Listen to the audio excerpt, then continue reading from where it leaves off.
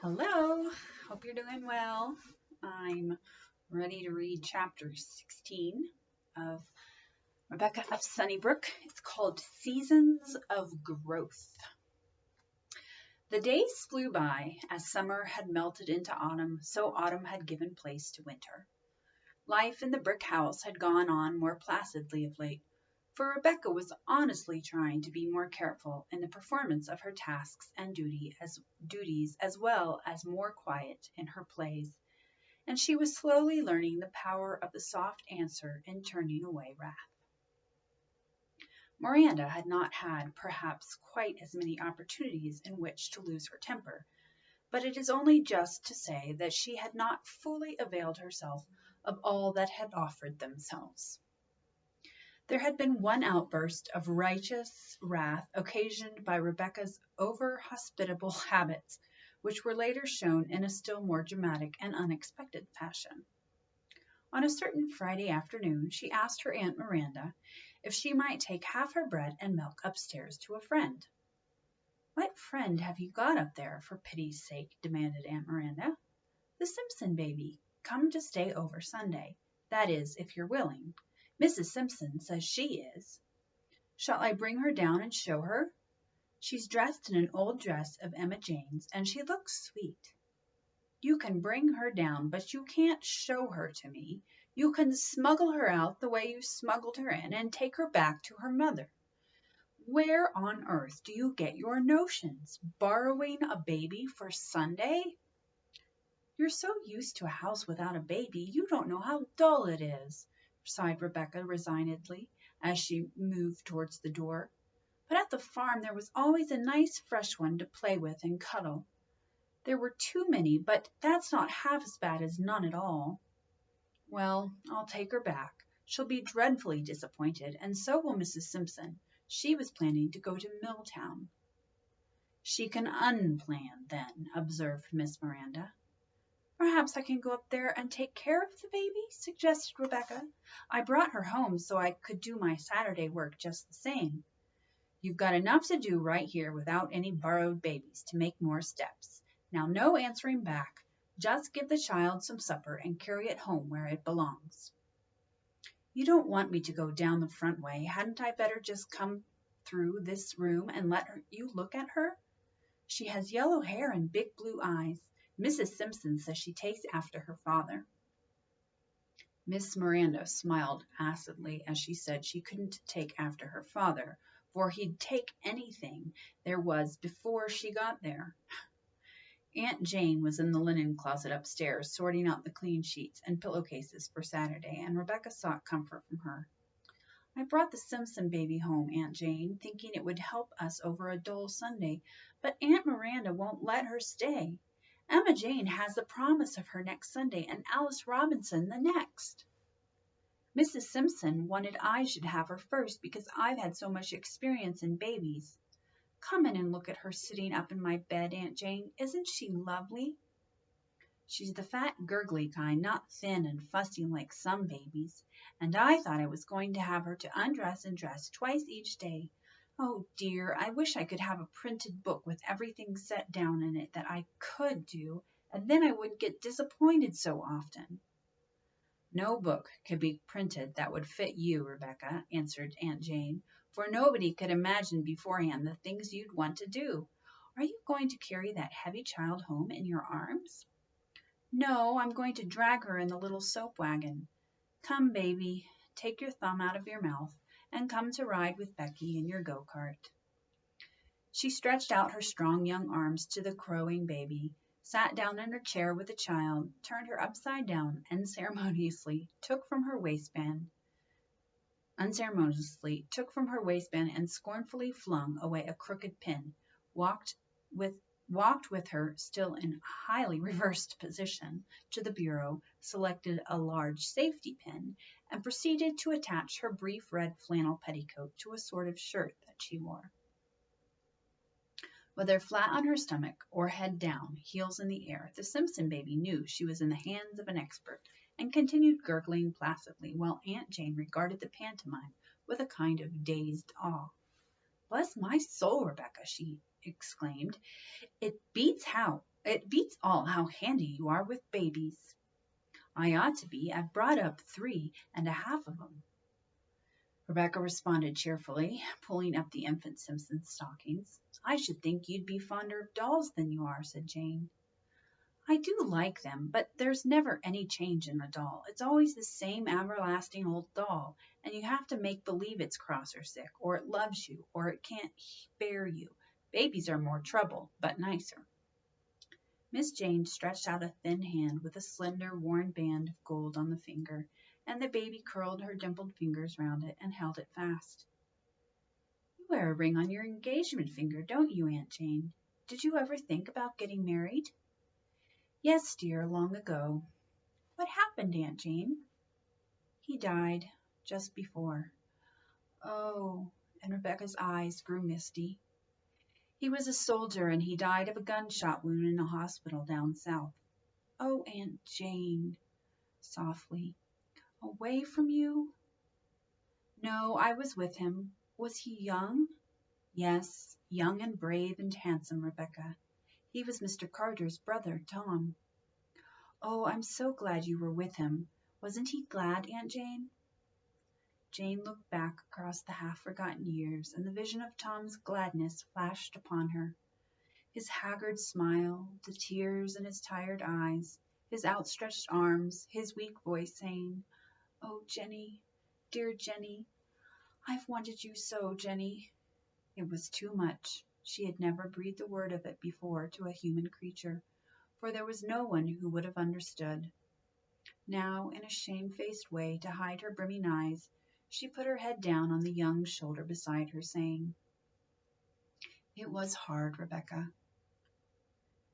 The Simpson baby had cuddled down sleepily in Rebecca's lap, leaning her head back and sucking her thumb contentedly. Rebecca put her cheek down until it touched her aunt's gray hair, and softly patted her as she said, I'm sorry, Aunt Jane.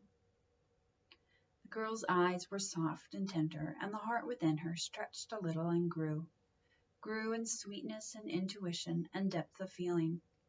It had looked into another heart, felt it beat, and heard it sigh, and that is how all hearts grow.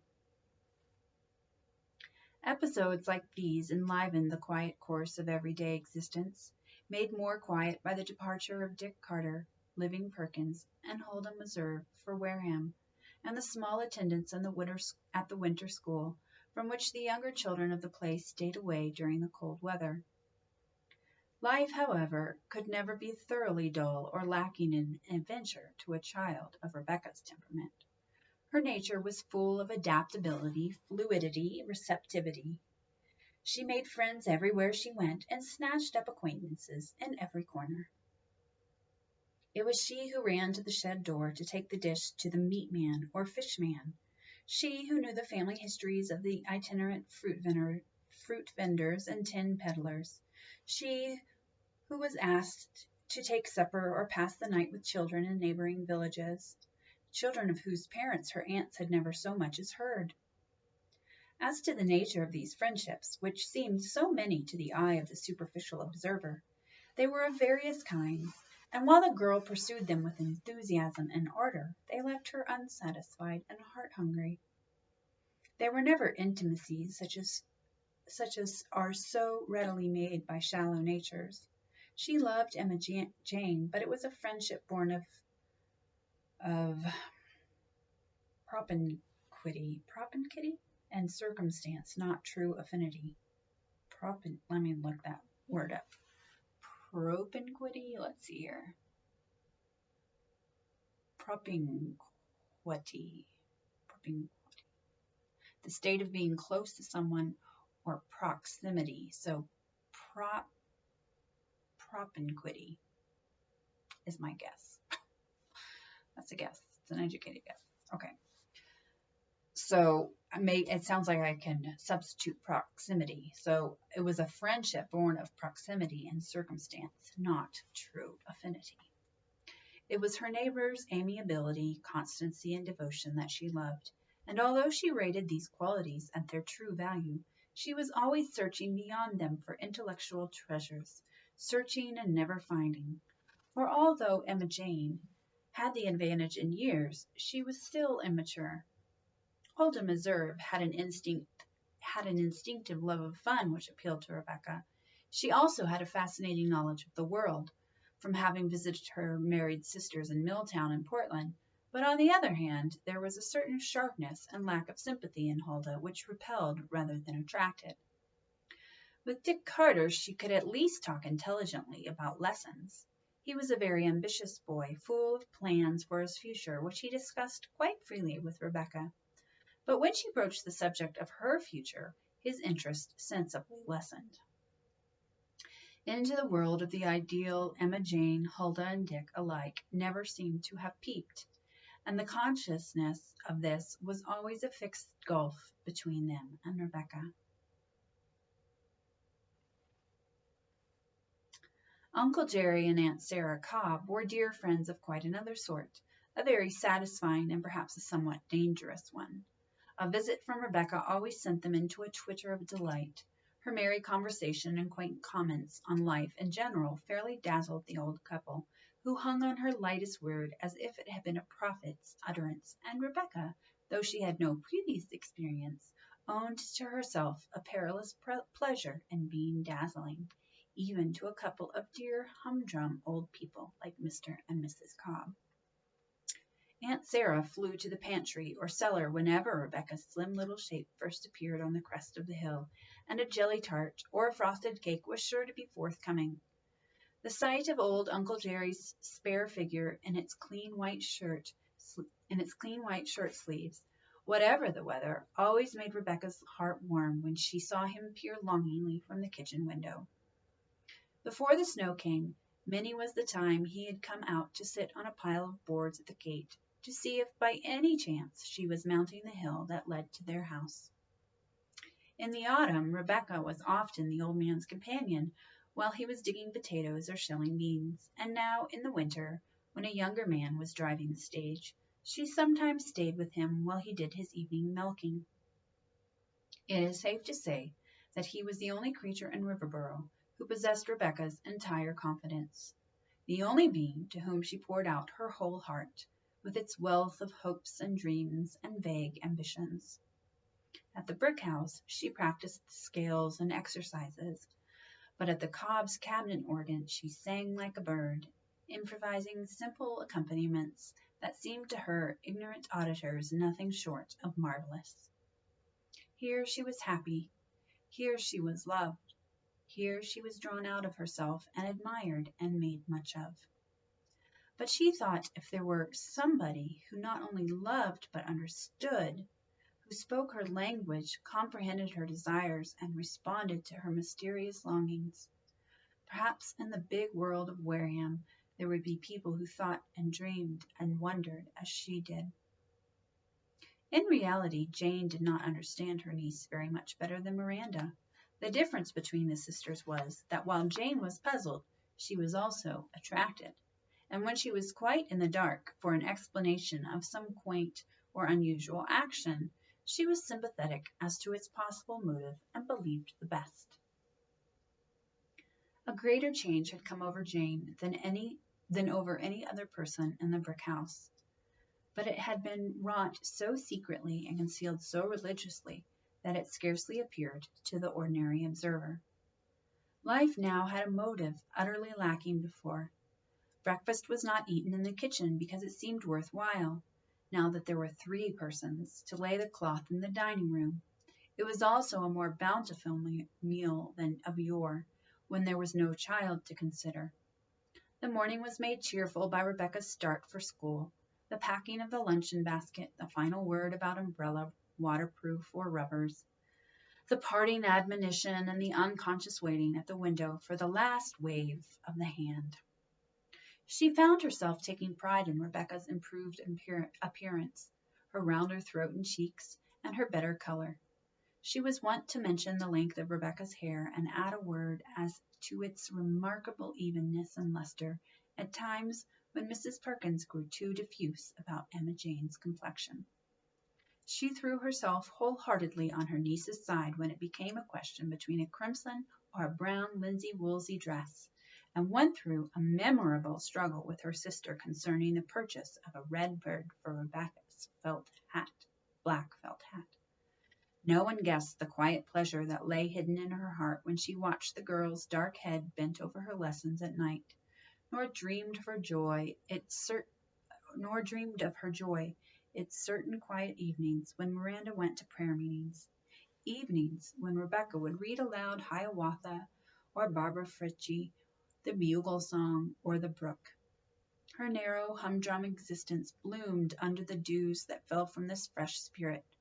Her dullness brightened under the kindling touch of the younger mind, took fire from the vital spark of heavenly flame that seemed always to radiate from Rebecca's presence.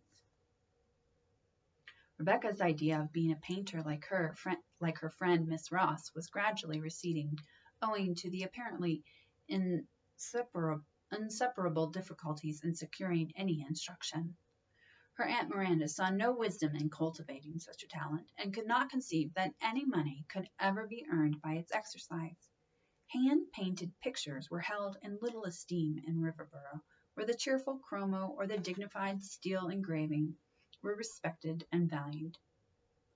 There was a very slight hope that Rebecca might be allowed a few music lessons from Miss Morton, who played the church cabinet organ, but this depended entirely upon whether Mrs. Morton would decide to accept a hayrack in return for a year's instruction from her daughter. She had the matter under advisement, but a doubt as to whether or not she could sell or rent her hayfields kept her from coming to a conclusion. Music, in common with all other accomplishments, was viewed by Miss Miranda as a trivial, useless, and foolish amusement, but she allowed Rebecca an hour a day for practice on the old piano, and a little extra time for lessons, if Jane could secure them without payment of actual cash. The news from Sunnybrook Farm was hopeful rather than otherwise. Cousin Anne's husband had died, and John, Rebecca's favorite brother, had gone to be the man of the house to the widowed cousin. He was to have good schooling in return for his care of the horse and cow and barn, and what was still more dazzling, the use of the old doctor's medical library of 2 or 3 dozen volumes. John's whole heart was set on becoming a country doctor, with Rebecca to keep house for him, and the vision seemed now so true, so near, that he could almost imagine his horse plowing through snowdrifts on errands of mercy, or, less dramatic, but none the less attractive, could see a physician's neat turnout trundling along the shady country roads, a medicine case between his, Dr. Randall's, feet, and Miss Rebecca Randall sitting in a black silk dress by his side. Hannah now wore her hair in a coil, and her dresses a trifle below her ankles, these concessions being due to her extreme height. Mark had broken his collarbone, but it was healing well. Little Mira was growing very pretty.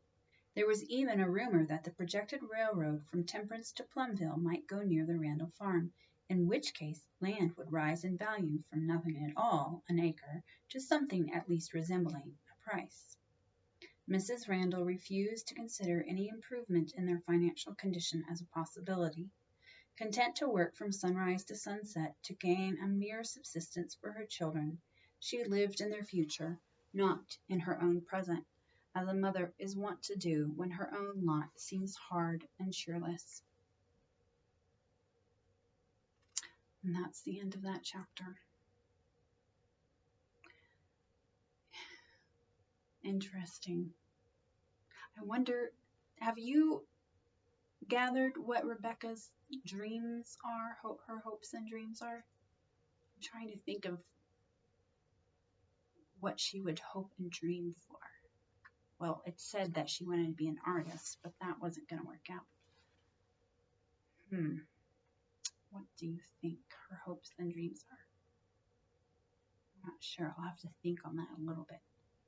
She's very dreamy, but I don't know, has the book said anything explicitly about what she would dream to do?